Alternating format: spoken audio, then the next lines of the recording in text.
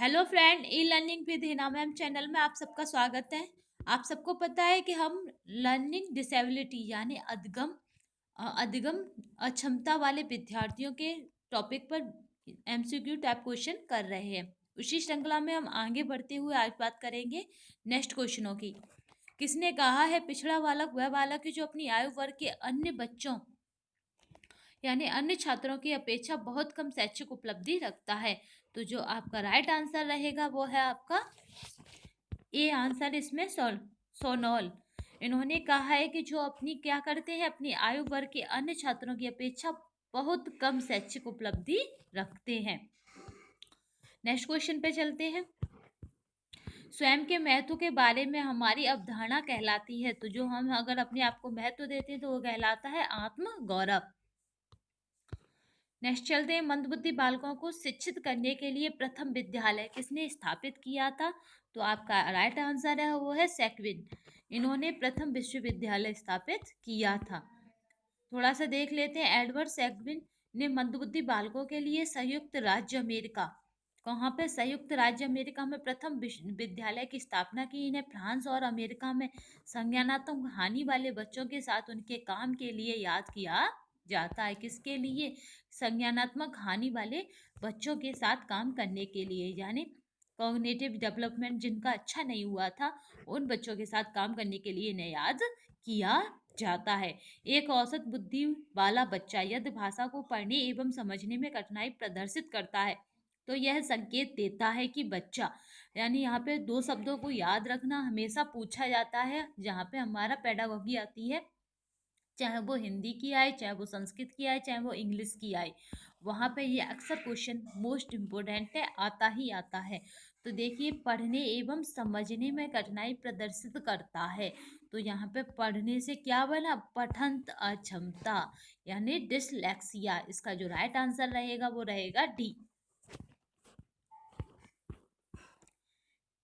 इनमें से कौन सी अशक्तता वाले बच्चे की एक विशेषता है? यानी ऐसा बच्चा क्या है जो अशक्त है यानी डिसेबल है, तो उसकी विशेषता पूछी है। तो इसमें कौन सी विशेषता है यानी कौन से उसके लक्षण है? तो वो है धारा प्रवाह रूप से पढ़ने तथा शब्दों को पलटकर जाने में कठिनाई, यानी कभी कभी हमें उससे कहें कि उल्टा बोलूं तो नहीं हो सकता, और धारा प्रवाह यानी वो बिना रुके नहीं पढ़ सकता।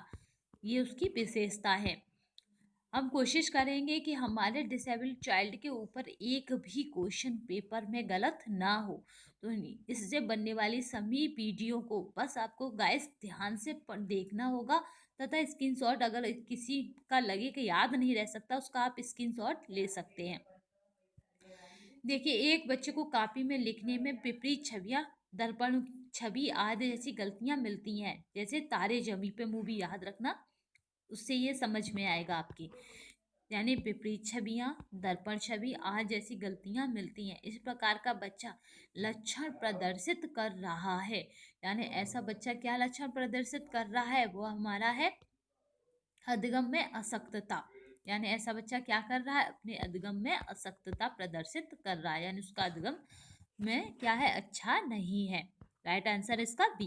नेक्स्ट क्वेश्चन पे चलते हैं। यदि आपकी कक्षा में कोई बच्चा अधिगम अक्षम हो तो आप क्या करेंगे? एक बात हमेशा याद रखना, जब बात आए बच्चे की तो आप बच्चे के लिए हमेशा क्या हो? सुविधादाता, ना कि तानाशाह, ना कि लीडर, ना कि नायक, ना कि एक अध्यापक। क्या हो? केवल सुविधादाता। क्योंकि समावेशी शिक्षा मानती है कि अध्यापक क्या है? केवल सुविधादाता है, क्लास में सुविधा देने वाला है। तो इसी तरह से हमारे सारे आंसर सही जाएंगे जब हम अपने आप को क्या मान के चलेंगे? एक सुविधादाता।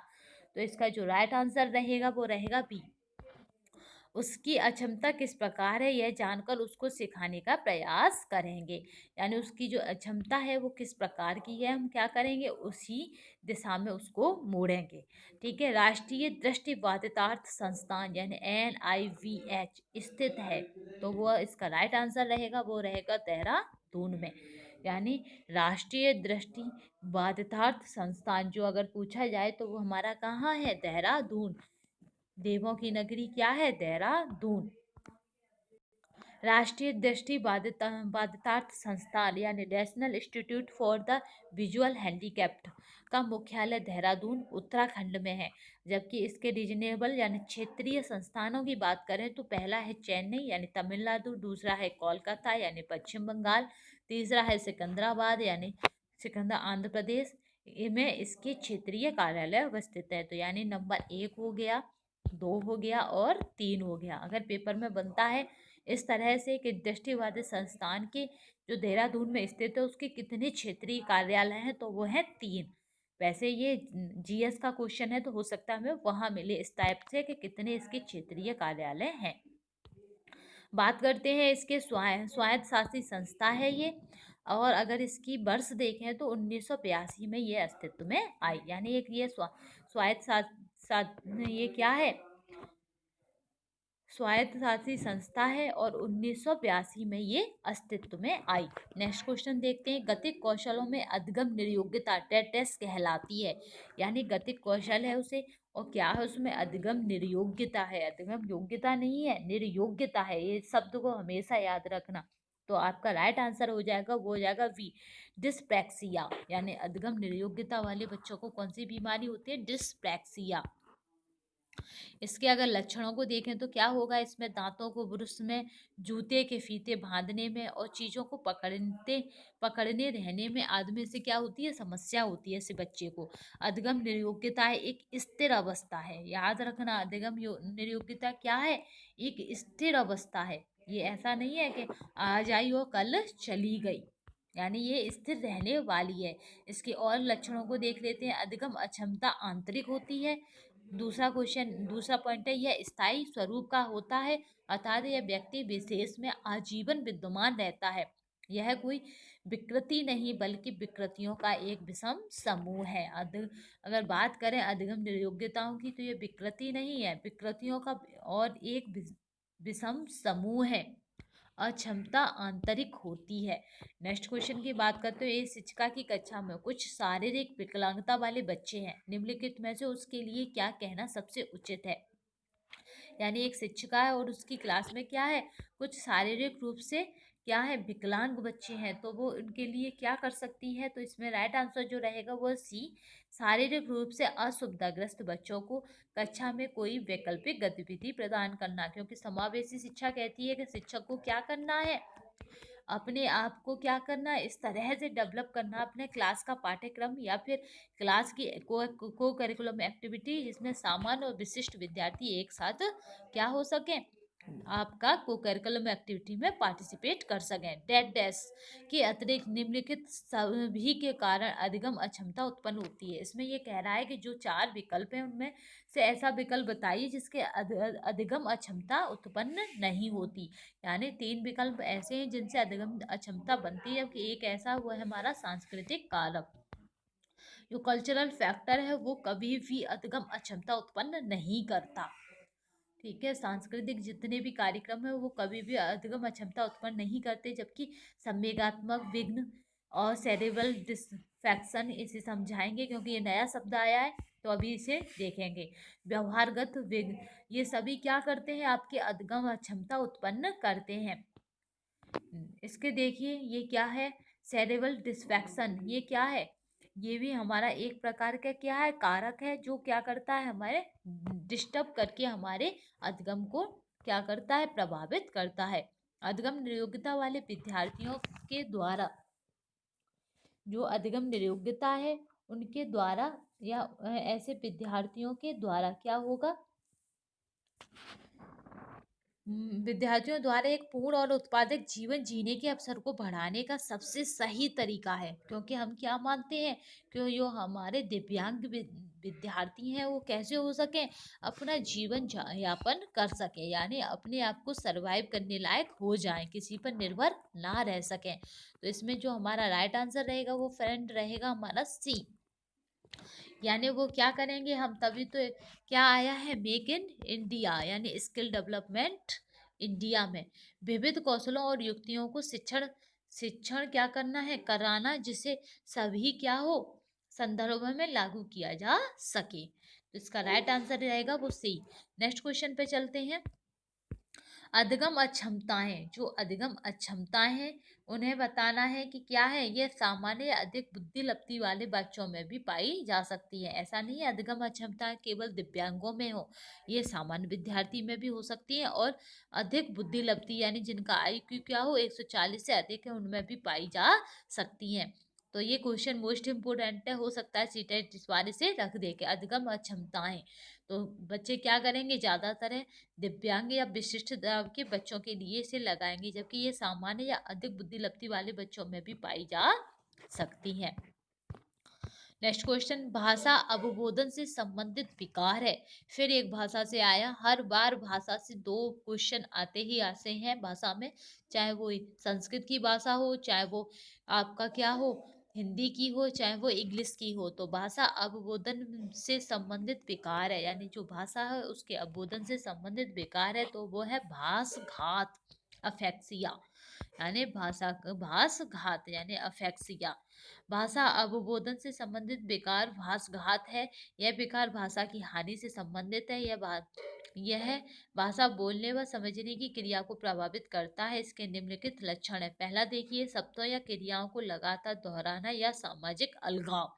ठीक है, कोई भी शब्द है उस या क्रिया उसको क्या करेंगे, लगातार दोहराता है या सामाजिक उसमें क्या होता है, अलगाव होता है।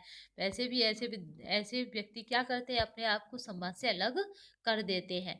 बोलने में कठिनाई या अस्पष्ट आवाज है।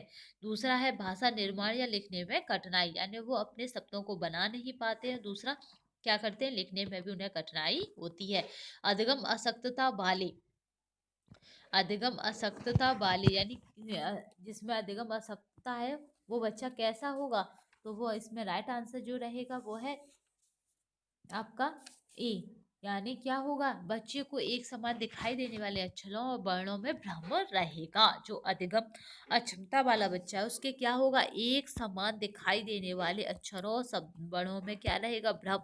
हमेशा तारे जमीन वाली मूवी को याद रखा करो, यानी जो फिल्म थी तारे जमीन पे, उसको हमेशा याद रखा करो, क्योंकि उसमें जो बच्चा था जिसने जो रोल प्ले किया था उसको क्या था, यही था कि उसे शब्दों और वर्णों में क्या भ्रम होता था। वी का डी, एम का डब्लू, डब्लू का एम बना दिया करता था। एक बच्चा जो डेड डेथ से ग्रसित है वह स्वाम और वाज और न्यूक्लियर अनक्लियर में अंतर नहीं कर सकता। तो वो किस बीमारी से ग्रसित है, तो वो इसका राइट आंसर रहेगा वो है हमारा डी, डिसलेक्सिया। यानी वो कौन सी बीमारी से ग्रसित है, डिसलेक्सिया से। शारीरिक रूप से अक्षम बच्चों को सामान्यतः डेडनेस होते हैं। यानी जो शारीरिक रूप से अक्षम बच्चा है उसको सामान्यतः डेडनेस होते हैं, तो वो है डिसग्राफिया सामान्यतः। क्योंकि कभी कभी होता है कि उसके हाथ ही, दिव्यांग बच्चे के हाथ ही खराब है, तो उसे क्या होगा, इसे आपके लिखने में भी समस्या होगी। इसमें चारों फिर शब्द आए, एक बार फिर रिपीटेशन कर ले रहे जिससे कि एग्जाम टाइम में कोई भी कंफ्यूजन ना रहे। डिसकैलकुलिया यानी गणित कौशल संबंधी विकार है। डिसलेक्सिया यानी पढ़ने संबंधी विकार है। तथा डिसग्राफिया लेखन संबंधी विकार है। अधिगम अक्षमता संबंधी क्या है, ये विकार है। ये सभी क्या है, अधिगम अक्षमता संबंधी विकार है। जबकि आपका डिस्थीमिया मूड डिसऑर्डर संबंधी विकार जो हल्का लेकिन लंबे समय तक रहने वाला अवसाद है, ये याद रखना। ये अधिगम अक्षमता नहीं है, जबकि ये क्या है, अधिगाव यानी डिप्रेशन है आपका। ये डिप्थीमिया मूड डिसऑर्डर, ये क्या है, एक डिप्रेशन है।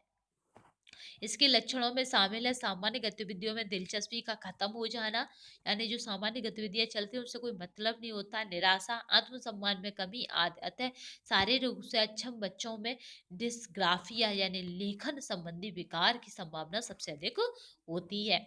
नेक्स्ट क्वेश्चन पे चलते हैं। तो हमारा है श्रवण हास्य से ग्रसित बच्चे कक्षा में किस से सबसे मुख्य कुंठा का सामना करते हैं। हम कहते हैं ना, नीरस हो गए या निराशा आ गई, तो वो क्या है, कुंठा का ही एक कारण है। तो इसका राइट आंसर जो रहेगा वो हमारा ए, यानी दूसरों के साथ संप्रेषण करने तथा सूचनाओं को बांटने में अक्षमता। नेक्स्ट क्वेश्चन पे चलते हैं। डिसलेक्सिया मुख्य रूप से डेड टेस्ट की समस्या से संबंधित है, यानी डिसलेक्सिया पूछ रहे हैं किससे संबंधित है, तो वो हमारा राइट आंसर रहेगा, वो है बी, पढ़ने से। ला शब्द हमेशा किससे निकलता है, मुंह से, तो याद रखना पढ़ते हम किससे हैं, मुंह से, तो ये किससे संबंधित है, पढ़ने से। इस तरह से आप लंबे समय तक याद रख सकते हैं, क्योंकि हमें क्या करना है, इन्हें पेपर के समय याद रखे रहना है। डिसलेक्सिया एक अधिगम संबंधी विकार है। यह मुख्य रूप से पढ़ने की समस्या से संबंधित है, जबकि ऑडिटरी प्रोसेसिंग डिसऑर्डर सुनने की समस्या है। ये क्या है, सुनने की समस्या है, ऑडिटरी प्रोसेसिंग डिसऑर्डर। आप देखिए, डिस्फेक्सिया बोलने की समस्या है, जबकि डिस्ग्राफिया लिखने की समस्या है, जबकि डिसऑर्थोग्राफिया बर्तनी की समस्या है। इन शब्दों के ऊपर भी मैं एक वीडियो बनाऊंगी, जिस वीडियो को पढ़ने के बाद फिर हमें कंफ्यूजन कभी नहीं होगा और ये हमारे सारे पॉइंट क्लियर हो जाएंगे। डिसलेक्सिया का संबंध है, जो डिसलेक्सिया उसका संबंध है वो है पढ़ने की अक्षमता से। ला क्या किससे निकलता है, मुंह से, पढ़ते किससे है, मुंह से, तो किससे संबंधित है, पढ़ पठन विकार से। इसमें क्या होता है, दाएं बाएं बच्चे को पहले आगे में भेद समझ में नहीं आता। नेक्स्ट क्वेश्चन पे चलते हैं, वो है हमारा सामान्य विद्यार्थियों के साथ, जो सामान्य विद्यार्थी हैं उनके साथ यदि आपको एक नेत्र बाधित विद्यार्थी को पढ़ाने का अवसर प्राप्त हो, तब आप उससे कक्षा में किस प्रकार का व्यवहार करना चाहेंगे। यानी आपको क्या मिले, नेत्रवादी एक विद्यार्थी मिले सामान्य कक्षा में, तो आप उसे क्या करेंगे, भगाएंगे नहीं, क्योंकि आप क्या है, सुविधादाता। तो आप क्या करेंगे, आगे वाली पंक्ति में उसे बैठाने की व्यवस्था करेंगे और उसकी सुविधा के अनुसार गति से उसको पढ़ाएंगे, यानी उसे सुविधा हो, ये हमेशा याद रखेंगे। ये कहती है समावेशी शिक्षा की पॉलिसी, ध्यान रखना। नेक्स्ट क्वेश्चन पे चलते हैं। कक्षा में 5 शारीरिक विकलांग बच्चे हैं। खेल के कालांश में उन्हें हमें क्या करना है, उन्हें भी शामिल करना है। तो हम इसका राइट आंसर जो रखेंगे वो है अन्य बच्चों के साथ उचित खेलों में हिस्सा लेने के लिए उन्हें प्रोत्साहित करेंगे। यानी अन्य जो बच्चे हैं उनके साथ क्या करेंगे, उन्हें खेलों में प्रोत्साहित करेंगे। नेक्स्ट क्वेश्चन पे चलते हैं। क्योंकि समावेशी शिक्षा कहती है कि हमें किसी को छोड़ना नहीं है, सबको साथ लेके चलना है। किस किस प्रकार के बच्चों की, यानी किस प्रकार के बच्चों की शिक्षा हेतु सांकेतिक भाषा का प्रयोग किया जाता है। तो आपको पता है इसका सांकेतिक भाषा का प्रयोग किसके लिए किया जाता है, मूक और बधिर के लिए, यानी सुन और बोल ना सकने वाले विद्यार्थियों के लिए। अब इसमें और देख लेते हैं कि सांकेतिक भाषा का प्रयोग किया जाता है, ठीक है, दृष्टि दोष युक्त बच्चों के शिक्षण के लिए, जिन्हें दृष्टि नहीं होती, यानी जिनके पास नेत्र नहीं होते, नेत्रहीन बच्चों के लिए ब्रेल पद्धति का प्रयोग किया जाता है। इस पद्धति का आविष्कार किसने करा था, लुइस ब्रेल ने। कब किया था, 1821 में। यह नेत्रहीन फ्रांसीसी लेखक लुइस ब्रेल थे। लुइस ब्रेल की अगर हम देखें थोड़ा सा इनका जीवन परिचय, तो लुइस ब्रेल को क्या हुआ था, 4 वर्ष की अवस्था में इनकी एक आंख किसी दुर्घटना से खराब हो गई थी।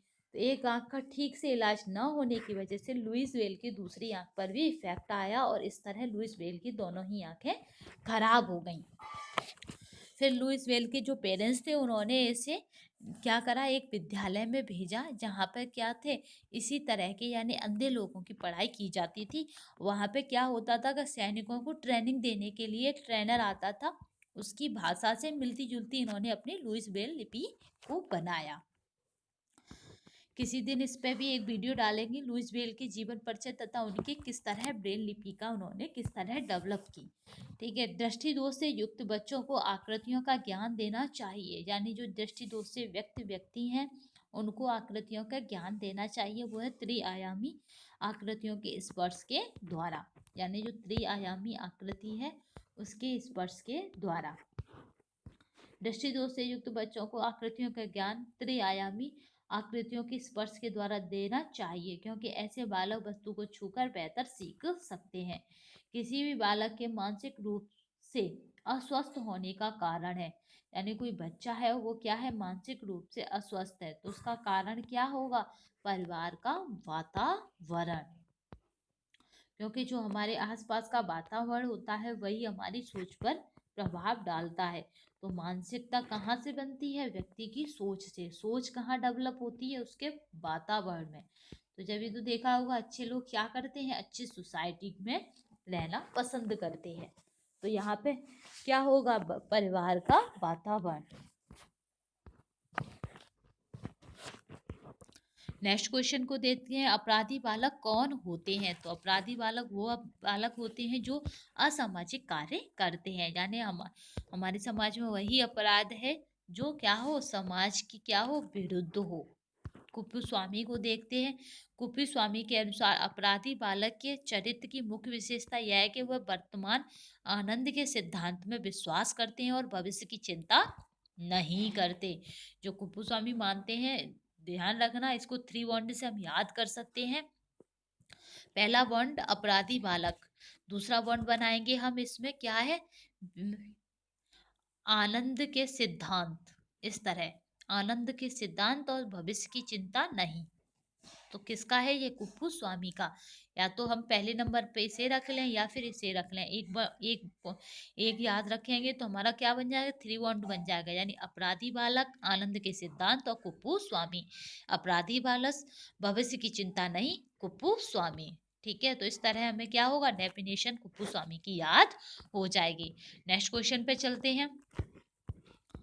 तो हमारा नेक्स्ट क्वेश्चन जो बनेगा वो है हमारा, अधिगम निरयोग्यता वाले बच्चे, यानी जिन्हें अधिगम में क्या है, योग्यता नहीं है, वो क्या होगा, इसका राइट आंसर वो रहेगा बी, अधिगम के कुछ पक्षों से संघर्ष करते हैं। यानी निरयोग्यता जब भी आएगी जब क्या होगा, उसी फील्ड के क्या हो, उन पक्षों में संघर्ष हो। तो यहाँ पढ़ाई की बात हो रही है, तो क्या होगा, अधिगम के कुछ पक्षों से संघर्ष करते हैं। तो इसका राइट आंसर जो रहेगा वो रहेगा बी, यानी पढ़ने की कठिनाई, लिखने में कठिनाई तथा वाक संबंधी कठिनाई, वर्तनी संबंधी कठिनाई। एक बच्चा जो आंशिक रूप से देख सकता है, यानी कि एक बच्चा है जो क्या करेगा, आंशिक रूप से देख सकता है, तो हम क्या करेंगे, उसे शिक्षा की धारा से जोड़ेंगे, क्योंकि विशेष प्रावधान करते हुए उसे नियमित विद्यालय रखना चाहिए, क्योंकि समावेशी शिक्षा कहती है कि जो आंशिक रूप से भी देख सकते हैं उन्हें भी शिक्षा प्रदान करनी है। निम्नलिखित में से कौन सा व्यवहार बच्चे के अधिगम निरयोग्यता की पहचान कराता है, यानी इसमें हमें ऐसा व्यवहार लेना है जो अधिगम निरयोग्यता की पहचान कराता हो। तो इसमें हमें 2 व्यवहार मिल गए थे, इसलिए क्या हुआ था, सेंटर ने भी क्या करा, इसमें इसमें सबको कॉमन नंबर दिए, क्योंकि इसमें क्या है, अभी मैं पढ़ा चुकी हूँ कि वी का डी, बाज का सा, 21 का 22, यानी उसे क्या होता है, ये क्या है, अधिगम निरयोग्यताएं हैं। दूसरा है मनोभाव का जल्दी जल्दी बदलना, यानी मूड सिक्वेंस, जो मैं अभी बता चुकी थी, क्या मनोभाव यानी हमारे वातावरण से प्रभावित होते हैं। तो ये भी अधिगम निरयोग्यता का ही कारण है, क्योंकि क्या होगा, अगर उसका मूड सही नहीं होगा तो वो पढ़ नहीं सकेगा। तो अगर अगर कभी कभी हो सकता है कि क्या हो, दोनों ही सही फिर मान लिए जाएं। देखते हैं नेक्स्ट क्वेश्चन आपका, तो वो है शिक्षा के अधिकार अधिनियम 2009 के अनुसार, यानी शिक्षा का अधिकार अधिनियम यानी राइट टू एजुकेशन, तो उसके अनुसार अनुसार विशेष आवश्यकता वाले बच्चों को पढ़ाना चाहिए। तो वो हमारा राइट आंसर जो रहेगा वो है हमारा सी, यानी इसमें जो रहेगा वो है समावेशी शिक्षा की व्यवस्था में इस प्रावधान के साथ कि उनकी व्यक्तिगत आवश्यकताओं की पूर्ति की जाए। हमें किस तरह पढ़ाना चाहिए विशेष आवश्यकता वाले बच्चों को, कि उनकी क्या हो, व्यक्तिगत आवश्यकताओं की पूर्ति की जा सके। जो उनकी व्यक्तिगत आवश्यकता है उनकी क्या हो, पूर्ति की जा सके, ये कहता है आपका राइट टू एजुकेशन, RTI। आज की वीडियो में इतना ही। नेक्स्ट वीडियो में हम इसी से रिलेटेड क्वेश्चनों को लाएंगे, यानी अभी हम क्या करेंगे, और इसी से रिलेटेड क्वेश्चनों को देखेंगे, अधिगम निरयोग्यता यानी लर्निंग डिसेबिलिटी, यानी हमारा टारगेट है कि इससे बनने वाले क्वेश्चन एक भी हमसे छूटे ना। ठीक है? तो आज की वीडियो आपको कैसी लगी? कमेंट्स और शेयर ज़रूर करना। अगर अच्छी लगी हो तो लाइक भी अवश्य करना। धन्यवाद।